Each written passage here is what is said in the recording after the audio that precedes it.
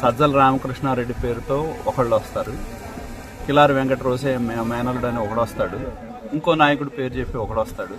దళితులు మా భూముల్లో ఇక్కడ 80 ఎకరాల దాకా దళితుల భూములు ఉన్నాయి, మా తవ్వద్దంటే వాళ్ళు అడ్డం పడితే పోలీస్ స్టేషన్కి వెళ్ళి పెట్టడం, అలాగే వాళ్ళని కొట్టడం, భయపెట్టడం. జిల్లా కలెక్టర్కి వెళ్ళి రిప్రజెంటేషన్ ఇచ్చినా కూడా జిల్లా కలెక్టర్ స్పందించిన పరిస్థితి లేదు. ఎస్సీ ఎస్టీ కమిషన్ చైర్మన్కి రిప్రజెంటేషన్ ఇస్తే ఎస్సీ ఎస్టీ యాక్ట్ కింద కేసు పెట్టమన్నా కూడా పోలీసులు కేసు నేపథ్యం చేసిన, పైగా తీసుకెళ్లి కంప్లైంట్ ఇచ్చినా తీసుకెళ్లి కొట్టారు.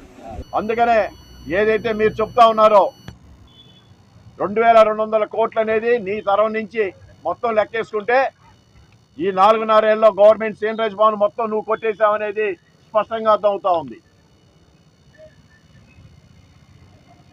ఇవాళ మా దగ్గర పూర్తి ఆధారాలతో సహా ప్రభుత్వ జగనన్న కాలనీకి ఏ ఊరి నుంచి ఎన్ని క్యూబిక్ మీటర్ వెళ్ళిందో ప్రతి ఇది కూడా ఆధారాలతో సహా ఉంది మా దగ్గర.